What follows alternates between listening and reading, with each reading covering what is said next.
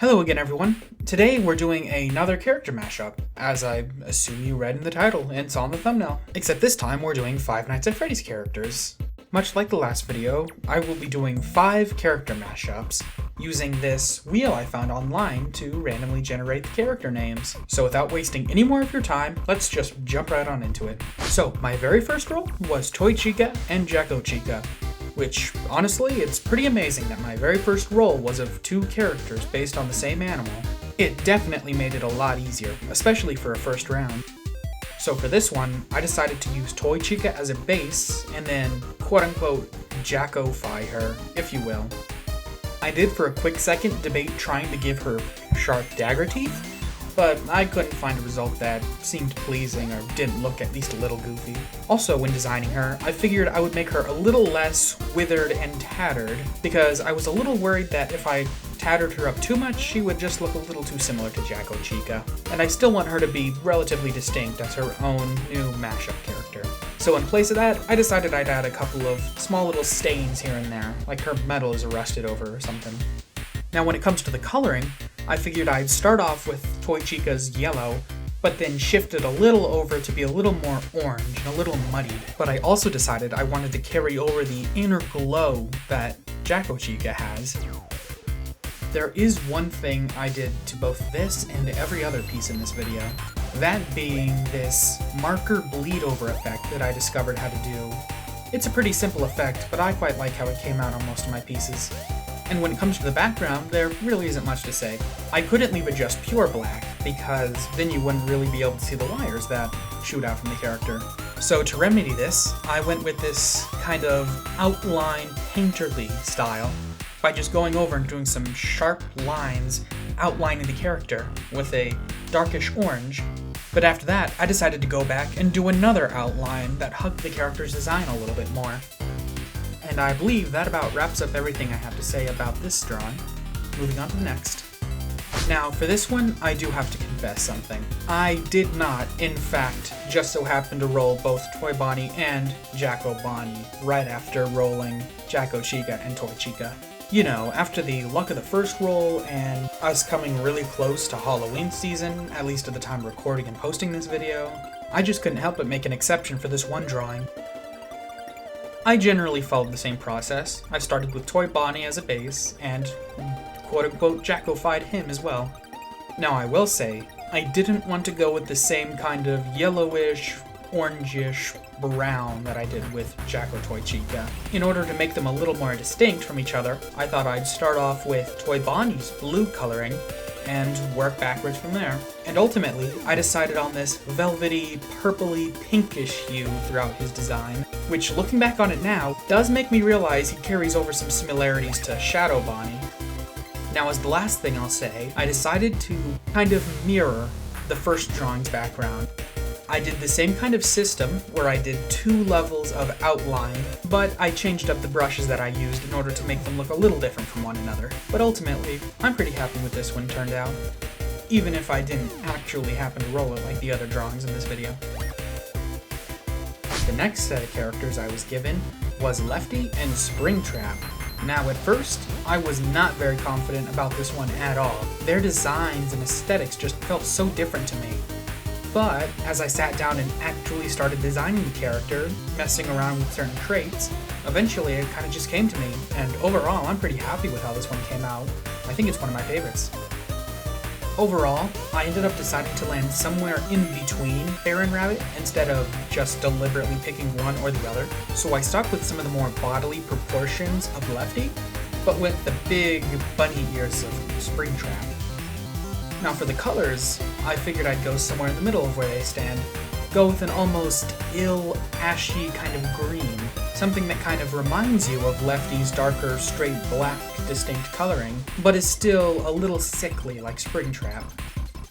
Some more Springtrap-focused character designs that I brought over were his messed up teeth, big yellowish eyes, and a little bit of something red hiding away within the holes. Similarly, I also wanted to reference his missing earpiece, but instead of just repeating the same exact design that he has there, I decided to completely forego the ear, with nothing but a little metal piece to kind of indicate where it would go. And as you might have noticed, a lot of these character designs have solid black backgrounds, or something close to it. But I thought it would be fun instead if I went with an overly energetic, bright neon background for this guy.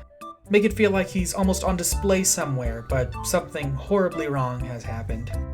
And I think this one in particular benefited from the bleed over marker effect that I told you about before in this video. So, for this drawing, I was given FNaF 1 Chica and the puppet from FNaF 2. Now, right off the bat, I will say, I do like the concept of the character that I created here, but I'm not entirely satisfied with the render I got out of it. Now, I don't hate it by any means, but I do think it could have used a little more work before moving on to the line art. This time, the animatronic would be an old wooden puppet of sorts, and I figured maybe there could be some sort of mechanical system up top that moved the strings around automatically. But anyways, back to what you can actually see through the drawing that I made, I decided to go with this kind of repeating bolted ball joint limb look. I kept the puppet's classic stripes over all its limbs, but decided that overall the character would be some kind of chicken. But overall, that is pretty much where the character design ideas end, which I think is where most of my problems with it lie. It just feels like there's something missing, like there could be a little bit more to it. But overall, it's not terrible. But definitely tell me what you guys think in the comments below. Now, the last two characters I was given were Withered Chica and Eleanor from the book series.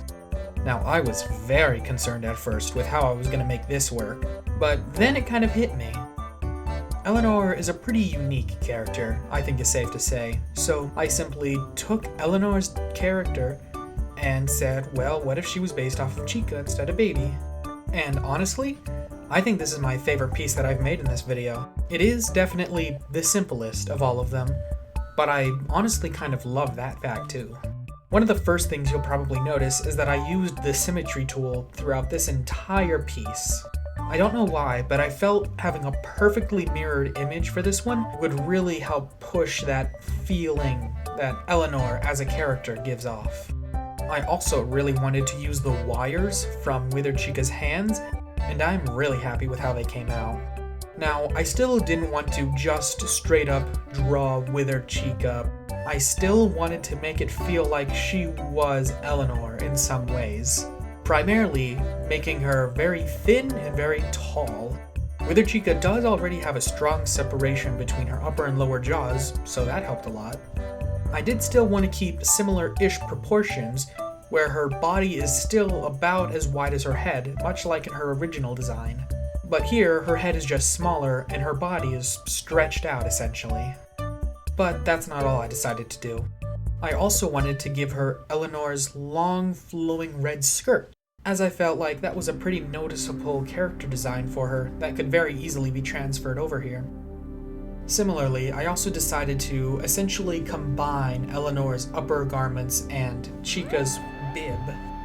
You probably noticed that originally, Let's Eat was going to be written across her chest still. But with all the wires there, I felt it cluttered up the design a little too much, so I went ahead and removed it and kept it just a plain white. Now for the background, I didn't really know what I was going to do originally. After thinking about it for a bit, I came up with the design for a golden heart.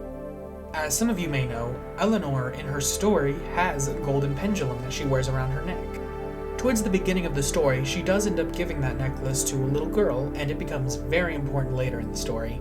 So I figured I'd carry it over somehow into the design, and I figured the background was a good place for it. The other way I decided to bring it in was through the wires. It's kind of subtle, but a couple of the wires sort of make a heart shape. Brilliant, I know. But apart from that, my process was pretty similar to my other pieces. And while it was one of the fastest pieces that I made in this video, I still believe it's my favorite of the bunch. And that's about it for this video. Head on down to the comments and tell me what you think. What was your favorite piece of the bunch? I really enjoy making these videos.